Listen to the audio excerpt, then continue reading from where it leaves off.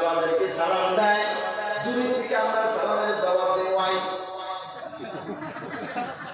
বাকিটা শয়তানের সাথে হয়ে গেল। বলেন ঠিক না ঠিক? এ বাবা বলেন ঠিক না ঠিক? আল্লাহর নবী বলেছেন, হে বিশ্বের মুসলমান, ইদা তাকাল্লামা বিকালিমাতিন আ'আদাহা সালাসান, জোরে বলেন আল্লাহু আকবার। আল্লাহর নবী বলেছেন, হে বিশ্বের মুসলমান, আমি নবী যখন কোনো কথা বলতাম, একটা কথা একবার নয়, দুইবার নয়, তিনবার আমি নবী একটা কথা বলতাম। কয়বার বলতাম? আমাদের নবী কয়বার বলতেন? জোরে বলেন, কয়বার বলতেন? তিনবার বলতেন। একটা কথা আল্লাহ নবী তিনবার বলতেন, হাত্তা তুফহামা আনহু, যাতে করে সারা বিশ্বের মানুষ আল্লাহ নবী সেই কথাটা বুঝতে পারে। সেই জন্য তিনবার বলতে কয়বার? ওয়াইদা তাআলা কওমিন, আবার যখন কোন কওমের কাছে রাসূল চলে আসে, সাল্লামা আলাইহিম সালাসা, একটা কথা একবার নয়, আল্লাহ নবী তিনবার সালাম করেছেন। বলেন সুবহানাল্লাহ। কয়বার সালাম করেছেন? আমরা কয়বার করি না? এই বাবা একবারই তাওয়াদা, একবারই সালাম দেয়। কেউ যদি সালাম দেয় তো আসা শোনা যায় না, আবার জবাব দেয় 5 কিলো ওজনের মাথা লড়াইতে পারে, 50 গ্রাম ওজনের জিহ্বা খানি নাড়াচাড়া করে সালাম দিতে অসুবিধা হয়। বলেন ঠিক না বটে? আল্লাহ নবী বলেছেন, হে বিশ্বের মুসলমান, একটা মুসলমান আরেকটা মুসলমানের সাথে যদি সালাম করে, আল্লাহ নবীর হক, আল্লাহ নবী বলেন তেনার কথা, একজন মুসলমান আরেকজন মুসলমানের হক আদায় হলো। আর এইভাবে যদি একটা মুসলমান যদি আরেকটা মুসলমানের সাথে এইভাবে মৃত্যুর আগ পর্যন্ত যদি সালাম কালাম যদি করতে পারে, আল্লাহ রাসূল বলেছে, আমি নবী নিজেই সুপারিশ করে ওনাকে জান্নাতে প্রবেশ করায় দেব। বলা যাবে সুবহানাল্লাহ। নারে তাকবীর। আমার মুসলমান বলে, আমি একজন মুসলমান, নামের মুসলমান, কাজের মুসলমান নয়।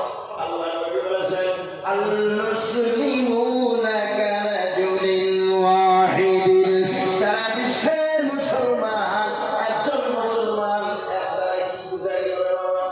সারা বিশ্বের মুসলমান একজন মুসলমান। আল্লাহ নবী বলেছেন, ইন ইশতাকা আইনুহু ওয়া ইশতাকা কুল্লুহু, আমাদের সারা শরীরের মধ্যে চোখ আছে, কান আছে, নাক আছে, চুল আছে, আছে কিনা?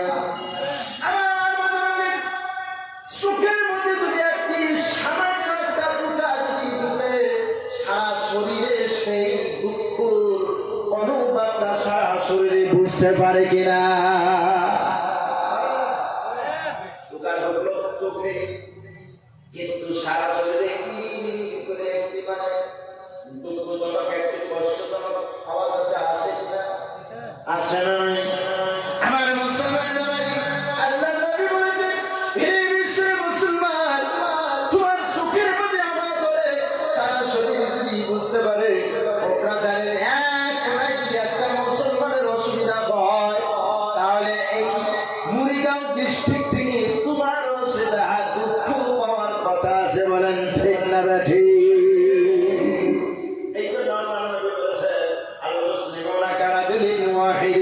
সারা বিশ্বের মুসলমান একজন মুসলমান, যদি তোমাদের চোখে ব্যথা হয় বা ইশতাকা করলো, সারা শরীরে সেই ব্যথার অনুভবটা বোঝা যায়। আমার মুসলমান বন্ধুরে, একজন মুসলমান আরেকজন মুসলমানের সাথে যদি সালাম না দেয়, পুরা সমাজের মুসলমান এই হকের মধ্যে তোমরা জরিমানায় ভরে থাকলা, এই হকটা পুরা সমাজের মধ্যে রেখে গেলে। একজন মুসলমান যদি জেনা করা হয়, সমাজের মধ্যে একজন মুসলমান যদি জেনা করা হয়, গোটা সমাজ জেনা করা হবে কিনা? এই বাবা হবে কিনা? সমাজের মধ্যে একজন যদি মদ খায়, সবাই মদ খাওয়া হবে কিনা? সমাজের মধ্যে একটা মুসলমান যদি সুদ খায়, বাবা রে, আমরা তাকে নিষেধ না করি, গোটা সমাজের মুসলমান আল্লাহর কাছে গুনাহগার হইয়া যায়।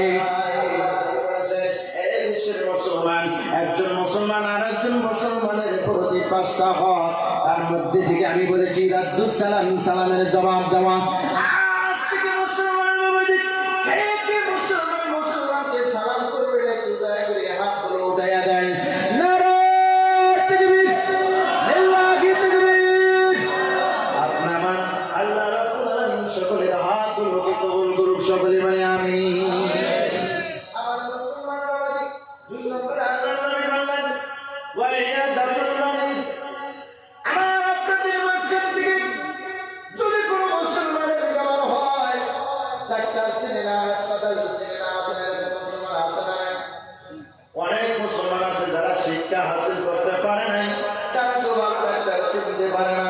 অনেক মুসলমান আছে গরিব, তারা টাকা জমা করে ডাক্তারের কাছে যাবে, অনেক অসুবিধা আছে, এরকম মানুষ আছে কিনা? আল্লাহ নবী বলেছিলেন হে বিশ্বের মুসলমান, আল্লাহ নবী বললেন হে বিশ্বের মুসলমান, তোমাদের সমাজের মধ্যে একজন মুসলমানের যদি বেমারি হলো, তুমি মুসলমান তোমার প্রতি কর্তব্য হলো ওই মুসলমানের কাছে চলে যাও, তার কাছে চলে গিয়ে বলো ভাই তোমার কিরকম লাগছে, তোমার ডাক্তারের কাছে যাওয়ার দরকার আছে কিনা, টাকা পয়সার দরকার আছে কিনা। যদি বলে টাকার দরকার আছে, এর বিশ্বের মুসলমান মাইকের মধ্যে বলতেছি, শুধু যাবে বলে নাই, আপনার পুকুরে থেকে 10 লাখ টাকাও যদি ওই বেমারির হাতে যদি মনটা খুশি করতে পারেন, কঠিন কিয়ামতের ময়দানে এর বিশ্বের মুসলমান আল্লাহর নবী নিজে শাফায়াত করে, নিজে সুপারিশ করে আল্লাহর আর জান্নাতের দরজা খোলাসা করে দিবে।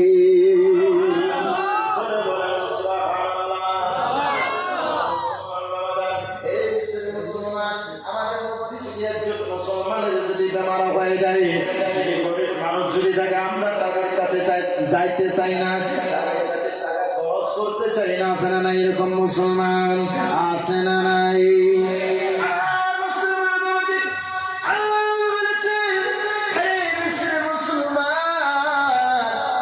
তোমার কাছে লক্ষাধিক টাকা আছে, তুমি কোটি টাকার মালিক, তুমি লক্ষ টাকার মালিক, তুমি নিজে নিজে পাই করা, এটা তোমার জন্য একাই আল্লাহ দিয়েছে। তোমার টাকার মধ্যে গরিবের হক আছে, মিসকিনের হক আছে, মাদ্রাসার হক আছে, মসজিদের হক আছে, এইভাবে অনেক কয়েকটা হক আছে। বন্ধুরা আমার, মানুষের নামাজ পড়ে, রোজা রাখি, হজ করে, কিন্তু আবার ভিতরে অহংকার আছে। নামাজ পড়ে ভিতরে নিচে কথা বলে, নামাজ পড়ে হিংসা করে, নামাজ পড়ে মানুষের ক্ষেতের আল খেইলা এক বছরে 1 বিঘা বানায় ফেলায়, নামাজ পড়ে রাস্তা দিয়া মানুষের হাতে সেই রাস্তার মধ্যে অসুবিধা করে। ওই নামাজ জীবনেও আল্লাহ রাব্বুল আলামিনের কাছে কবুল হবে। জোরে বলেন কবুল হবে? কবুল হবে জীবনেও কবুল হবে না। এই আমার বিশ্ব মুসলমান আল্লাহ নবী বলেছেন ওয়াইয়া দাতুল মারিজ, একজন মানুষ যদি বেমার হয়, এই বিশ্ব মুসলমান তোমার পকেটের টাকা দিয়ে তাকে চিকিৎসা করো, এটা বড় একটা সাবির কাজ। আল্লাহ নবী বলেছেন এই ধরনের লোক কিয়ামতের ময়দানে আমার আপনার নবী পরিচয় দিয়ে জান্নাতের রাস্তা খোলাসা করে দিবে। বলেন সুবহানাল্লাহ।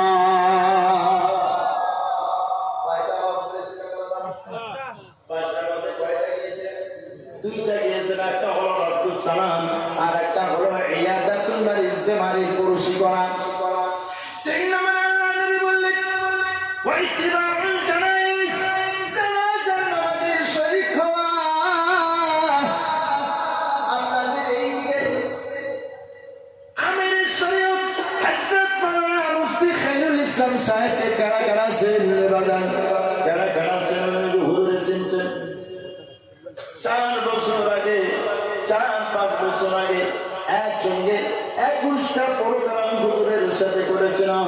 বন্ধুরা আমার একটি বেমার ছিল, আমি একটা ফল হুজুরকে দিয়েছিলাম, হুজুর এটা করে দেন।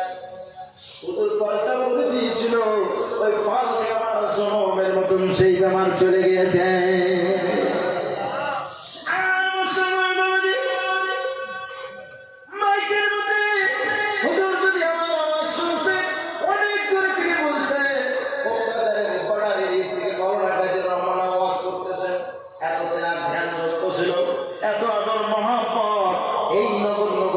সাথে করেছে। তখন ছোটবেলায় পাড়ার মাদ্রাসায় যখন পড়ি মক্তবা বলে যখন আমি এডমিশন হয় না ওই জায়গার ভিতরে মুকুলি জলসার একটা আয়োজন করেছিল বন্ধুরা আমার। আমি তখন অনেক ছোট, আমার মুসলমান বাবাজি আমার মধ্যে ছিল আজান, ঈদের নামাজ কিভাবে পড়ায়, খুতবা কিভাবে পড়ে, আমার এটা মজুর ছিল। সেই সবার মধ্যে উপস্থিত ছিলেন বন্ধুরা আমার। যখন আমি মাইকের মধ্যে আজান দিয়েছি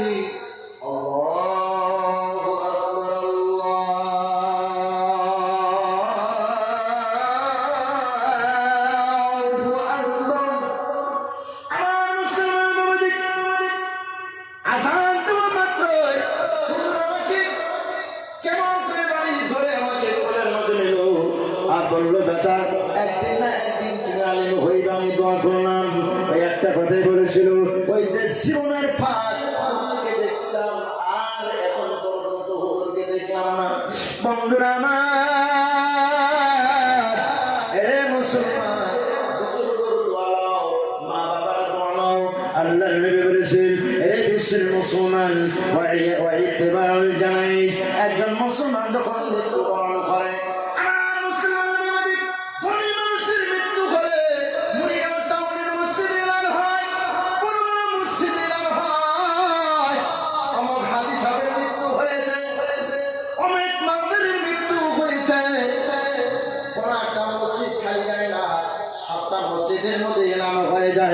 গরিব মানুষের মৃত্যু বলে মুড়িগাঁও টাউনের মসজিদে কেন এলান হয় না?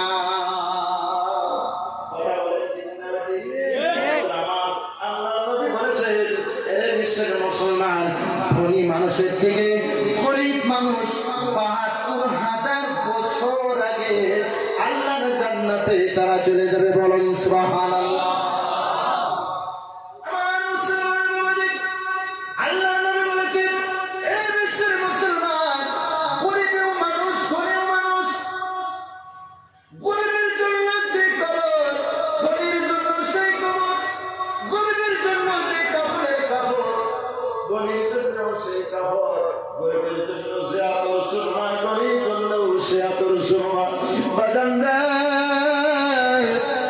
একটা কথা চিন্তা করবেন, পৃথিবীর ভিতরে যে গরিব সে হলো আল্লাহর খাস বান্দা। কারণ হলো পৃথিবীর থেকে যখন তুমি বিদায় নাও, যত ধনী হও না কেন ৩টা কাপড়ের বেশি তোমার সামান যাবে না।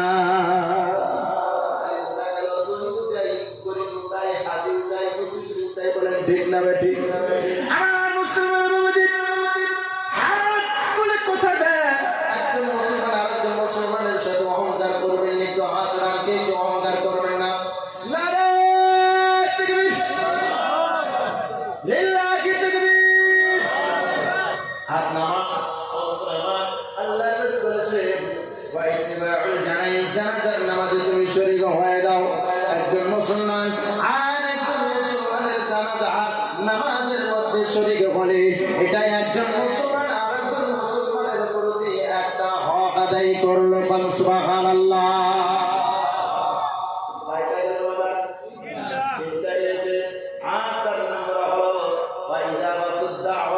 এটা তো অনেক লম্বা ওয়াজ রে বন্ধু। আমার মুসলমান আজকে আমি ৫ ওয়াক্ত নামাজ পড়ি, ঘরে পড়ি, মসজিদে যাই না। যারা কিছুই জানে না, চিল্লা জামা দিয়ে তারা অনেক ৫ ওয়াক্ত নামাজি হয়ে যায়, হয় কিনা? আসে না নাই? তারা যদি ওই ৫ ওয়াক্ত নামাজি যারা ঘরের মধ্যে নামাজ পড়ে ওদেরকে যদি দাওয়াত নিয়ে যাবে, কারণ পাইছে না বেটা ৫ ওয়াক্ত নামাজ পড়ে আবার দাওয়াত হয়েছে, এই হিন্দু বেটা রাজে দাও হিন্দু যাস না, হয় না? এরকম মানুষ আছে না? আসে না নাই?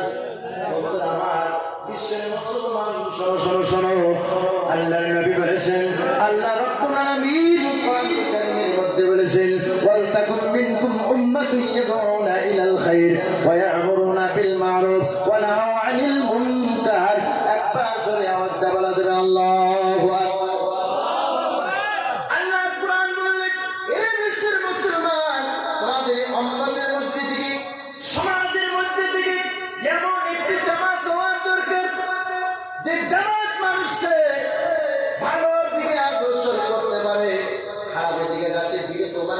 করতে পারে এমন একটি জামাত তোমাদের মধ্যে হওয়ার দরকার আছে, আছে না নাই? আমার ফজরের নামাজ পড়ে 5 জন সাথী বের হলেন, একজন মুসলিম মুজাকারায় থাকলো বা 2 জন থাকলো, আর 3 জনের মধ্যে একজন আমির হন, একজন মুতাকাল্লিম আর একজন মুযাক্কির হয়ে যান। এইভাবে রাস্তা দিয়ে যান, যে ফজরের নামাজ পড়ে না তাকে ডাইকা উঠাইয়া দেন। আমার মুসলমান বাবাজি, আল্লাহর নবী বলেছেন এইভাবে যদি কোন মুসলমানকে যদি দ্বীনের কাজের জন্য দাওয়াত দেয়, আমার আপনার আল্লাহর নবী বলেছেন প্রত্যেকটা কদমে কদমে আপনার 10টা করে নেকি লেখা হবে। এই রাস্তায় হেঁটে যেতে যদি কোনো ধুলা বালু যদি আপনার পায়ে লেগে যায়, এক টিকটিকি ধুলা বিনাময় আল্লাহ রাব্বুল আলামিন 10টা করে নেকি আপনার আমলনামায় লিখে দেবে। বলুন সুবহানাল্লাহ। আর এটা বলে অনেক মুসলমান খারাপ পায় কিনা? আল্লাহর নবী বলেছেন ওয়া ইদা বাতুদ দাওয়াতকে কবুল করেন। আমার মুসলমান বাবাজি, গরিব মানুষ যদি দাওয়াত দেয়, সেই দাওয়াতে আমরা শরীক হইতে চাই না। আসেন এরকম অনেক মুসলমান আছে না নাই? বন্ধুরা আমার, আমি একটি গরিব মানুষের দাওয়াত আজ পর্যন্ত মিস করি নাই। আর আমার হলো সর্বপ্রথম যখন আমি রওনা হলাম, আমাদের গ্রামে একটা ফকির ছিলেন, ভিক্ষা করে তিনি খায়। আমাকে দাওয়াত দিল, হুজুর আপনার আমার বাড়িতে দাওয়াত। দাওয়াতে যাওয়ার লগে লগে আমি কবুল করলাম। বন্ধুরা আমার, আমি যখন দাওয়াতে গেলাম, যাওয়ার পরে আমার সম্মুখে খানাটা নিয়ে হাজির করে দিল। আমার মুসলমান বাবাজি, কত রকমের যে আইটেম করেছে, 7-8 রকমের আইটেম করেছে। বলে আমাকে বলল, হুজুর আপনাকে অনেকদিন ধরে মনে আসা দাওয়াত খাওয়াবো। আমি একটা মাস ধরে হুজুর আপনার জন্য খানার আইটেম করতেছি দাদা। বন্ধুরা আমার, মানুষটা দাওয়াত খাওয়ানোর উপরে মজাদা হলো। লাশ গলা ধরে এমন চিৎকার মারা শুরু করলো, হুজুর আমার নসিব ভালো, আমি ভাবছিলাম আপনি আমার বাড়িতে দাওয়াতে আসবেন না। আপনি বড় বড় প্রোগ্রাম, আপনাকে মানুষে ডাকে, আপনি গাড়ি নিয়ে ঘোরেন, আপনি অনেক ধনী, আমি ভাবছি আপনি আমার বাড়িতে চলে আসবেন না। আমি বললাম বাইরে, রে ভাইজান, আপনার বাড়ির দাওয়াত লবণ কাঁচামরিচ হলেও আমি মনে হয় মিষ্টি খেয়ে গেতাম। আমার মনে কোনো আফসোস নাই, আমি প্রত্যেকটা মানুষের বাড়িতে দাওয়াত আমি গ্রহণ করি। বন্ধুরা আমার, ওই যে গরিব মানুষটা সেই দিন থেকে আমাকে খুব ভালোবাসে। আমি বললাম তোমার একটি ছেলে মাদ্রাসায় দাও, একটি ছেলে মাদ্রাসায় দিল। আমার মুসলমান বাবাজি, ছেলেটা পড়তে পড়তে পড়তে পড়তে আর 20 শুরু করলো। হঠাৎ করে ওনার বাবাটা মারা যায়। উনি দারুল উলুম দেওবন্দের পাশে একটি মাদ্রাসায় পড়ে। বন্ধুরা আমার, ওই যে গরিব লোকটা অনেক মহব্বত করতো আর বলেছিল, হুজুর আমি যদি মারা যাই, আমার জানাজার নামাজটা আপনি পড়াইয়া দিয়ে। বন্ধুরা আমার, যেদিন মারা গেল, ওনার শুধু তাদের আসার কোনো ব্যবস্থা নেই, অনেক দূর। ওনার বক্তব্য বললো, হুজুর আমার বাবার জানাজাটা আপনি পড়াইয়া দেন। আমার মুসলমান বাবাজি, জানাজার নামাজ পড়াইলা, ইশারের নামাজ আদায় করে যখন ঘুম আসলাম, স্বপ্নের মধ্যে ওই লোকটি নদীর কিনারায় গোসল করতে আসে। এত সুন্দর চেহারা, এত সুন্দর চেহারা। আমি জিজ্ঞাসা করছি, ভাই কেন আসছেন? আমি জামাতে আসছি, কেন গোসল করতে আসছি, হুজুর দোয়া করে। বন্ধুরা আমার, এইরকম মানুষ যদি পৃথিবীর ভিতরে থাকতে পারে, আমার মুসলমান বন্ধুরে, প্রত্যেকটা মুসলমান আল্লাহর জান্নাতি হয়ে যাবে। বলেন সুবহানাল্লাহ। আমার মুসলমান বাবাজি, আমি ভাবছিলাম লোকটা মূর্খ। হঠাৎ করে একদিন অনেক রাত্রে 1টা-2টা ওয়াজ করে ওনার বাড়ির পাশে দিয়ে যায়। ঘরে থেকে কান্নার আওয়াজ আসে, ঘরে থেকে কান্নার আওয়াজ আসে। তাহাজ্জুদের নামাজ পড়ে সন্তানের জন্য দোয়া করতেছে, আল্লাহরে আমার সন্তানকে মহৎ বিরাট একটা আলিম বানিয়ে দিও। আমার মুসলমান বাড়ি, আমার ভাইজানেরা, আজকে যদি আমরা মুসলমান অহংকার যদি দূর করে দিতে পারি, মুসলমানের ভিতরে যদি হিংসা না থাকে, মুসলমানের ভিতরে যদি অহংকার না থাকে, আমরা যদি হালাল খানা যদি খাইতে পারি, নিশ্চয় ইনশাআল্লাহ আপনার ঘরেও বাসকান্দির হুজুরের মতন একজন হুজুর জন্ম হওয়া সম্ভব। আল্লাহ নবী বললেন, এরে বিশ্বের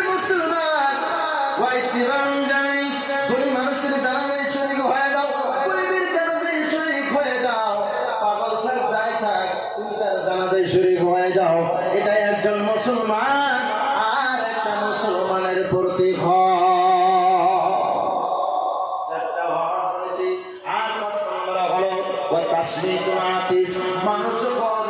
মানুষ যখন হাসিতে দেয় সে বলে আলহামদুলিল্লাহ। তার কি বলার দরকার ভাই? জোরে বলেন, কি বলবে? আলহামদুলিল্লাহ। যখন হাসিতে যখন আলহামদুলিল্লাহ বলে, আল্লাহ রাব্বুল আলামিনের যখন শুকরিয়া আদায় করে, আল্লাহ তার ভিতরে যত বেমার আছে সমস্ত বেমার থেকে আল্লাহ হিফাজত করে। বলেন সুবহানাল্লাহ। আলহামদুলিল্লাহ শোনার পরে ওনার বলার দরকার আছে ইয়ারহামুকাল্লাহ, আল্লাহ তুমি তার প্রতি রহম করো, রহমত বর্ষিত করে দাও।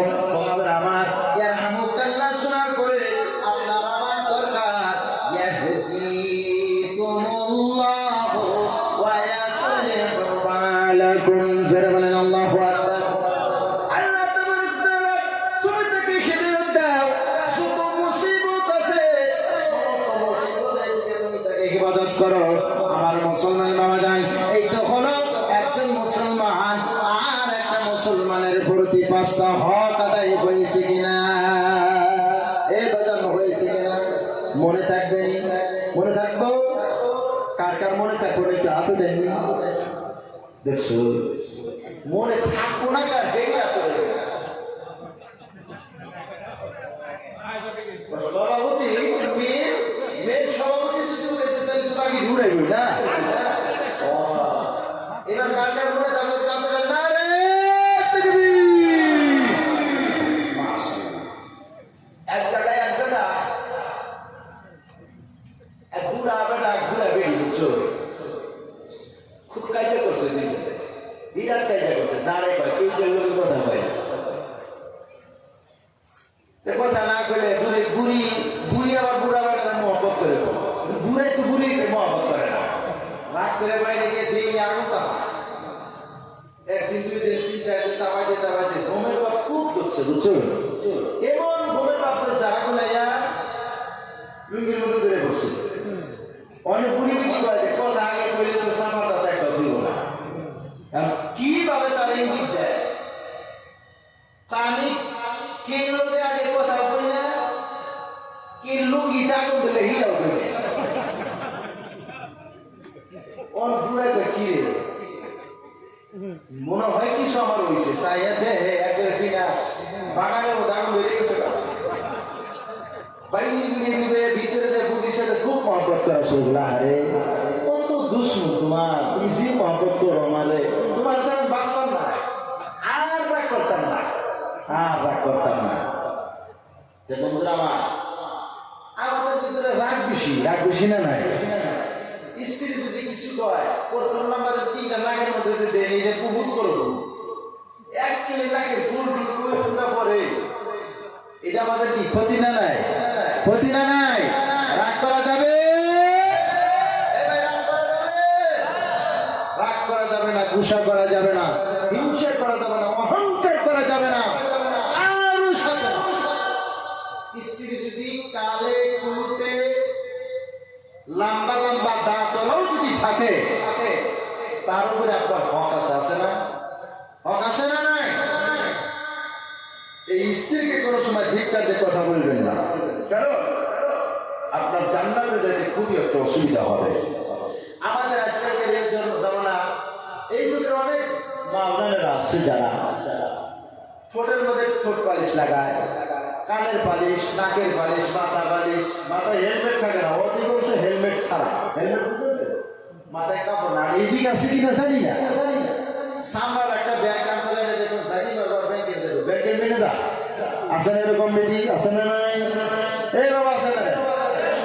মাতার দোস্ত বুঝলো, এইরকম বেটি যদি আমাদের থাকে তাহলে আমাদের সংসারে বরকত হবে না, আমাদের নেককার সন্তান হবে না, আমাদের ইসলাম আস্তে আস্তে পিছনের দিকে চলে যাবে। কারণ হলো আমাদের এই যে 5টা হক নিয়ে যাবে আওয়াজ করলাম, এই হকগুলো আদায় করতে যদি ইচ্ছা আছে, 1 নম্বরে মাজানদের 5 ওয়াক্ত নামাজ ঠিক থাকতে হবে।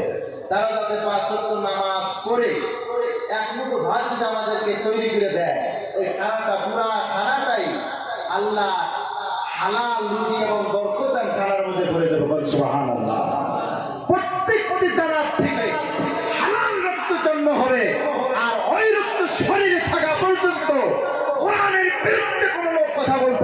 আপনার সামনে নামাজের বিরুদ্ধে কোনো কথা বলতে পারবে না। হক হকই থাকবে, একটা হক। আমার স্ত্রী নামাজ পড়ে না, পেশাব করে কুনুত নাই, ঢিলা কুনুতের কোনো সিন নাই, পর্দা নাই, রাস্তাঘাটে উলঙ্গ হয়ে বেড়ায়, আমার ওই ইসলাম দিয়ে কোনো কাজ আসবে না, কোনো কাজই আসবে না। ইসলামের নাম ব্যাপারটা না, ইসলামের নাম অহংকার না, ইসলামের নাম হিংসা করা না। খারাপ লাগতেছে? আল্লাহ নবী রাসূল কারীম সাল্লাল্লাহু আলাইহি ওয়াসাল্লাম একদিন নামাজের কাজে বসে সাহাবীদেরকে নিয়ে আলোচনা করতেছেন। বলেন সুবহানাল্লাহ, আরো জোরে সুবহানাল্লাহ। হঠাৎ করে একজন লোক সাদা পোশাক, চুলগুলো কালো, দাড়ি কালো, পোশাক সাদা, আল্লাহ নবীর সামনে এসে দাঁড়িয়ে গেলেন, সালাম দিলেন, আসসালামু আলাইকুম ইয়া রাসূলুল্লাহ, ইয়া হাবিবাল্লাহ। আল্লাহ রাসূল সালামের জবাব দিলেন। আল্লাহ নবী নামাজের কাজে বসলেন, উনিও নামাজের কাজে বসলেন। আল্লাহ নবী দুই হাঁটুর উপরে এইভাবে হাত রেখে বসছেন, উনি নবীর সোজা উনি দুই হাঁটুর উপরে হাত রেখে বসলেন। বসার পরে নবীজি চিন্তায় পড়ে গেলেন, এই লোকটিকে আল্লাহ নবী চিনতে পারতেছে না।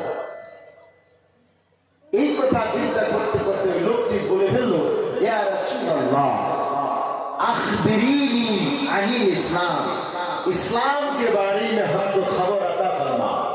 ইসলাম কাকে বলে, ইসলাম কি বস্তু, ইসলাম সম্পর্কে আমাকে একটু বলো। ওই লোকটি আল্লাহ নবীকে বললেন। কাকে বললেন? আল্লাহ নবীকে বললেন। তাই কি এটা কি ছোট মোটো লোক? আল্লাহ নবীকে বলতেছেন।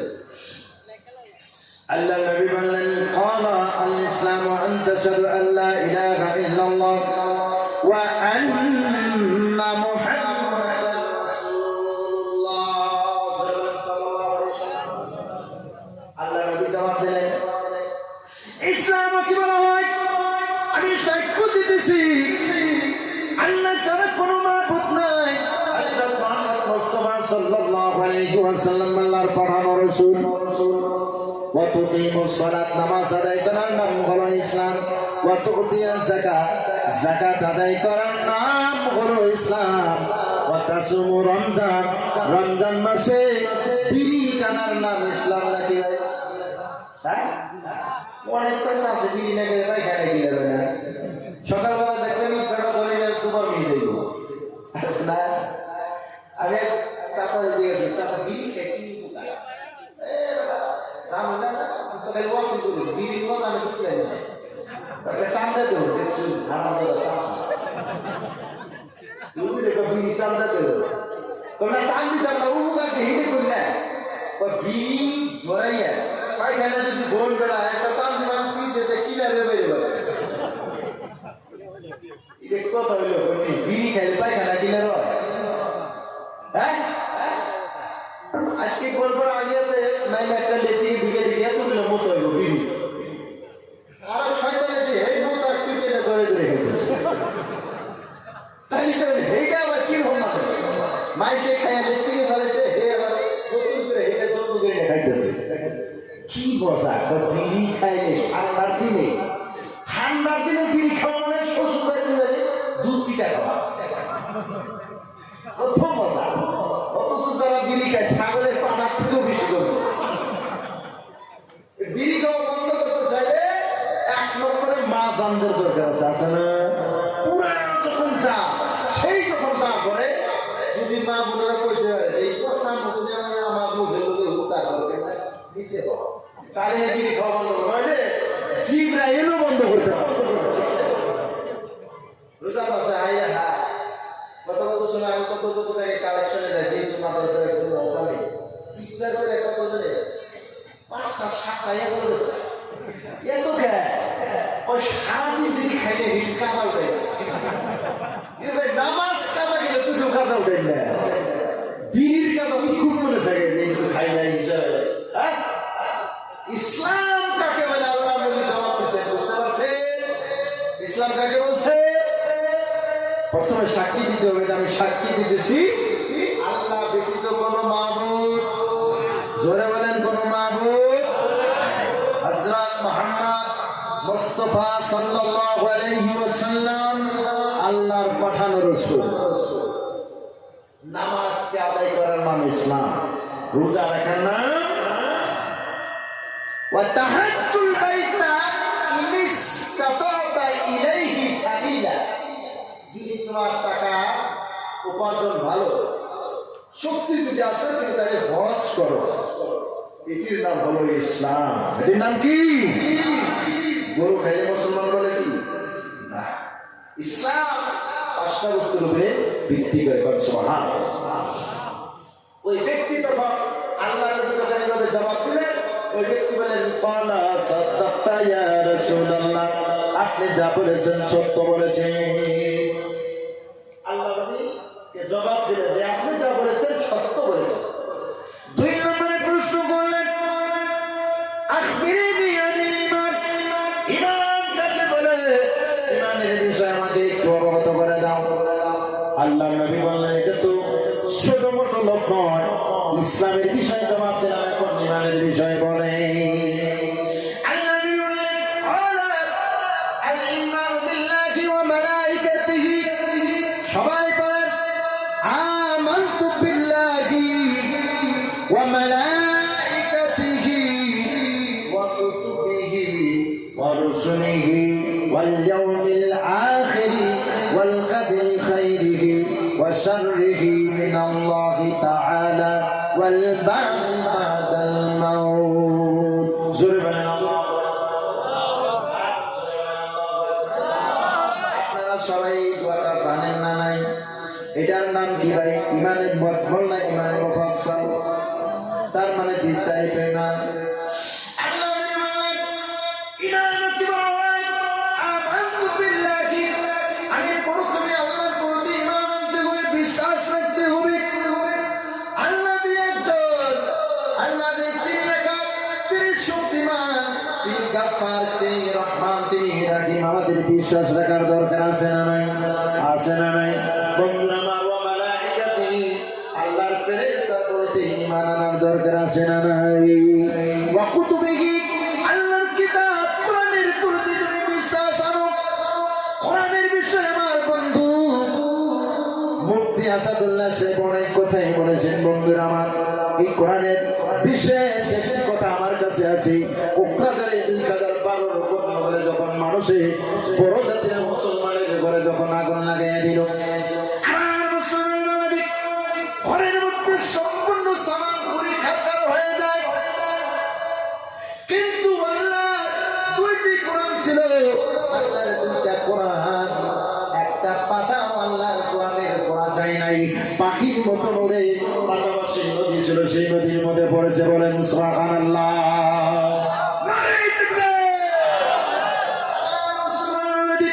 সেই কোরআন কিতাব আল্লাহর কালামের প্রতি তুমি বিশ্বাস রাখো। ওয়া মালাইকাতিহি ওয়া কুতুবিহি ওয়া রুসুলিহি, আল্লাহর রাসূলের প্রতি তোমরা বিশ্বাস রাখো। ওয়াল ইয়াউমিল আখিরি, মৃত্যুর পরে যে আমাদের একটি দিন আসবে, আখিরাতের দিনের প্রতি তুমি বিশ্বাস রাখো। ওয়াল কদরি খাইরিহি ওয়া শাররিহি, ভালো এবং মন্দর প্রতি তুমি ঈমান আনো। ওয়াল বা'স বা'দাল মাউত, মৃত্যুর পরে আমার চিন্তা করবে সেটার প্রতি ঈমান আনো। সুবহানাল্লাহ বলেন। খারাপ লাগতেছে কারো? ঘুম ধরছে? এই বাবা ঘুম ধরছে? যার ঘুম ধরছে হাত উঠায়। আল্লাহ নবী যখন জবাব দিলেন, জবাব দেওয়ার পর আবার বললেন সাদাক্তা ইয়া রাসূলুল্লাহ, আপনি যা বলেছেন সত্য বলেছেন। এখন একটা করে বিষয় নামাজ করতে গেলে সারা রাতে ওয়াজ শেষ হবে না। বলেন ঠিক না ঠিক? আল্লাহ নবীকে 2 নম্বর প্রশ্ন করলেন, ইয়া রাসূলুল্লাহ আখবিরনি আনিল ইহসান, ইহসান কাকে বলা হয়? ইহসান সম্পর্কে আমাকে একটু অবগত করে দেন। আল্লাহ নবী বললেন আল ইহসানু, ক্বালা আল ইহসানু আন তা'বুদাল্লাহ কা'আন্নাকা তারাহু ফাইন লাম তাকুন তারাহু ফাইন্নাহু ইয়ারাক। বন্ধুরা আমার, আল্লাহ নবী বললেন, হে বিশ্বের মুসলমান, ইহসান কাকে বলা হয়? আন তা'বুদাল্লাহ কা'আন্নাকা তারাহু, যখন তোমরা নামাজের মধ্যে দাঁড়ায়া যাও, তোমরা মনে মনে ভাবো যে আল্লাহ, আমরা আল্লাহকে না দেখলেও আল্লাহ আমাদেরকে দেখতে পারে।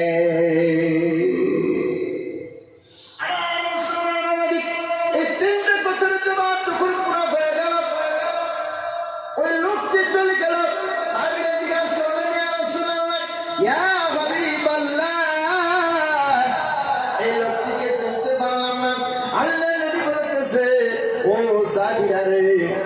ছোট মোটো লোক নয়, এটা একটা ছোট মোটো লোক নয়, এটা মানুষের মধ্যেও পড়ে না, এটা আমার আপনার আল্লাহ রাব্বুল আলামিনের পাঠানো জিবরাইল।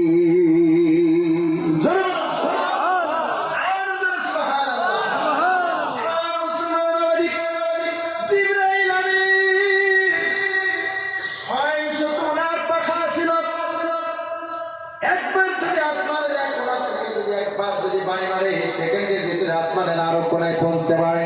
জিবরাইলের সমস্ত পাখাগুলো যদি আকাশের মধ্যে যদি মিলাইয়া দেয়, জমিনের মধ্যে থেকে আকাশের দিকে যখন তাকাবেন একটা ফুটাও বাকি থাকবে না। এত বড় করে আল্লাহ জিবরাইল আমিনকে বানিয়েছেন, বলুন সুবহানাল্লাহ।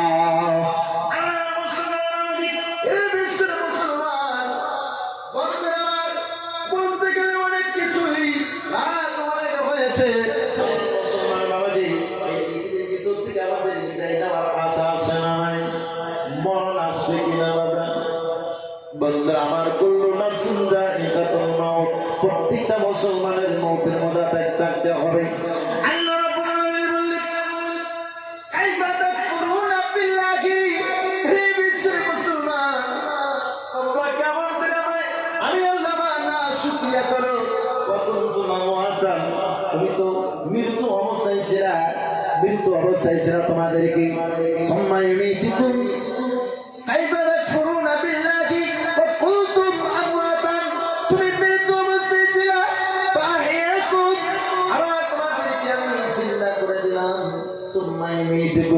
আবার পৃথিবী থেকে তোমাদেরকে আমি আবার নিয়ে যাব। আবার তোমাদেরকে আবার আমি কিয়ামতের আগ মুহূর্ত সেই দিন তোমাদেরকে আমি জিন্দা করে দেব। আবার আমি আল্লাহ তোমাদের সবাইকে আমার কাছে ডাকবো। সুবহানাল্লাহ।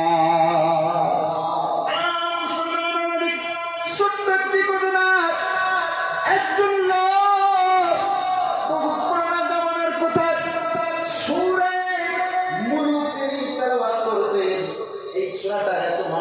এত মর্যাদা আছে, সূরা মুলক তেলাওয়াত করতেন, হঠাৎ করে ওই সাহাবীটা মারা গিয়েছে, ওই কবরের মধ্যে থেকে সূরা মুলকের আওয়াজ আসে। হঠাৎ করে একজন সাহাবী যাওয়ার সময় সূরা মুলকের আওয়াজ যখন পায়, আল্লাহর নবীর কাছে গিয়ে বিশ্লেষণ করে, নবী গো কবরের পাশে যাওয়ার সময় সূরা মুলকের আওয়াজ আসলো, বুঝতে পারলাম না কি আমল করেছে। আল্লাহ নবী বলতেছে সাহাবীরা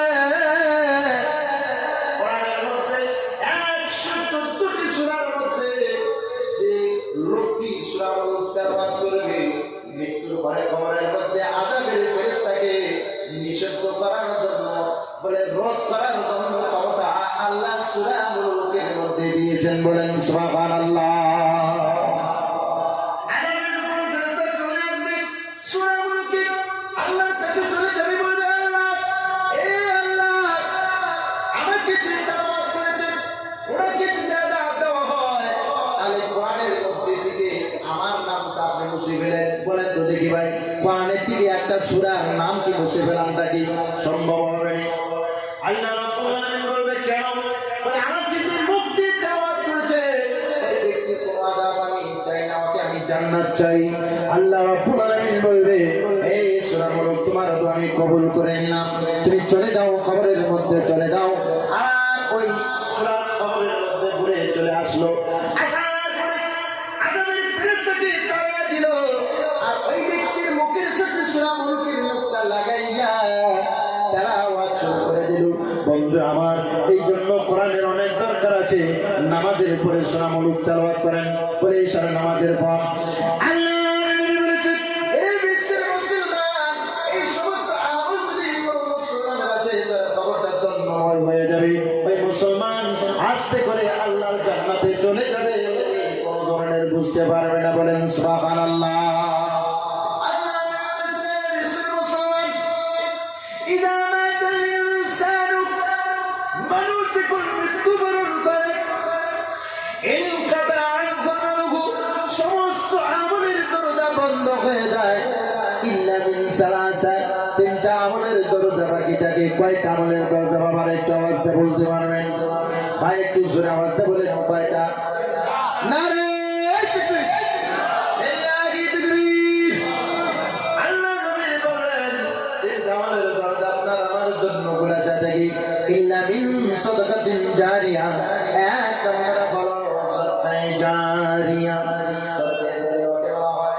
আজকে আমার বাবা আমার মা কত মহব্বত করে যতন করে আমাদেরকে মানুষ করেছে। আমার মুসলমান বাবাজি 100 বিঘা মাটি, বিল্ডিং আছে, বালাখানা আছে, সব কিছু কলিজার টুকরা সন্তানের জন্য মা বাবা তৈরি করে না নাই বাজার। এত দূরে ওয়াজ করতে আসছে শুধু বিবি বাল বাচ্চাকে এক মুখের মধ্যে ভাত দেওয়ার জন্য। বলেন ঠিক না ভাই? ঠিক না? আমার মুসলমানদের প্রত্যেকটা মা বাবা চায় আমার সন্তান যাতে পৃথিবীর ভিতরে কষ্ট না করি। এইবার সেই মা বাবা যখন মরে যায়, প্রথমে 1 সপ্তাহ হাদিসের কথা, একটা সপ্তাহের মধ্যে ওই মা বাবার নামে খালি সদকা আর দান করতে হবে, সে খবর আজাব মাপ হবে, আল্লাহর কাছে নৈকট্য হাসিল করতে পারবে। বন্ধুরা আমার, আপনার দ্বারাই যদি আমার দ্বারাই যদি মা বাবার নামে মসজিদ মাদ্রাসায় যদি কিতাব করে যদি কিছু টাকা দান করতে পারেন, কেমন পর্যন্ত ওই মসজিদে মুসল্লিরা নামাজ পড়বে। একটা মুসল্লি নামাজ পড়লে 25 ওয়াক্ত নামাজের সওয়াব পাবে। 1000 মুসল্লি নামাজ পড়লে কত কোটি কোটি নেকি পাবে। ওই অর্ধেক নেকিটা আপনি আপনার মা বাবার কবরে চলতে থাকবে। জোরে কন্যা সুবহানাল্লাহ, আর জোরে সুবহানাল্লাহ। শুধু একদিন নয়, 2 দিন নয়, কিয়ামত পর্যন্ত আপনি মরে যাবেন, আমি মরে যাব, আমার সন্তানের আসবে, তার সন্তানের আসবে, তার সন্তানের আসবে, এইভাবে কিয়ামত পর্যন্ত যত মুসল্লি কেরাম ওই মসজিদে নামাজ পড়বে, কতগুলো সওয়াব তোমার মা বাবা আর কবরের মধ্যে আল্লাহ নিশ্চয় পৌঁছে দিবে। বলা যাবে সুবহানাল্লাহ।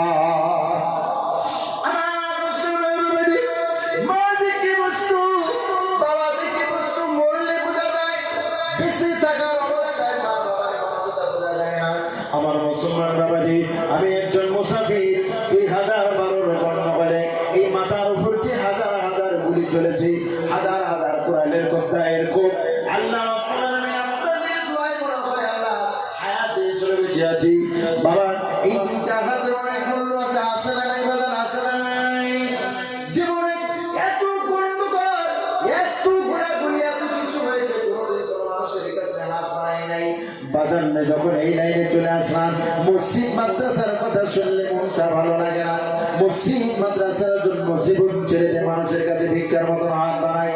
আমার বুজুর্গ ভাইদেরা মুসাফির হইয়া ফুটপাতের দিকে আসে, বর্ডার এরিয়ার দিকে আসে, আপনাদের মেহমান মুসাফির হয়ে আপনাদের কাছে 2টা হাত ভিক্ষার মতন বাড়াইয়া দিলাম। আপনাদের মসজিদের হালের অনেক খবর খারাপ। দয়া করে মায়া করে, মা চলে গিয়েছে, বাবা চলে গিয়েছে, ভাই গিয়েছে, কারো বোন গিয়েছে, কারো স্ত্রী মারা গিয়েছে, কারো মহাপতির সন্তান মারা গিয়েছে।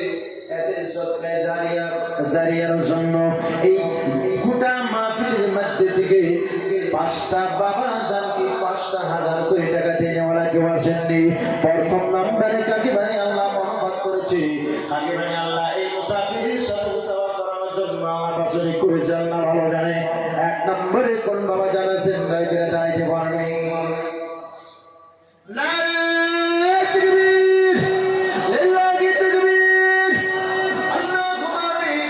রব্বানা যালামনা আনফুসানা ওয়া ইল্লাম তাগফির লানা ওয়া তারহামনা লানাকুনান্না মিনাল খাসিরিন। মহান আল্লাহ, আমার কলিজার টুকরা বন্ধু, আমার আসাদুল্লাহ ভাইজান, এই মাহফিল থেকে আল্লাহ তুমি তাকে বাসিনী করে প্রথম নম্বরে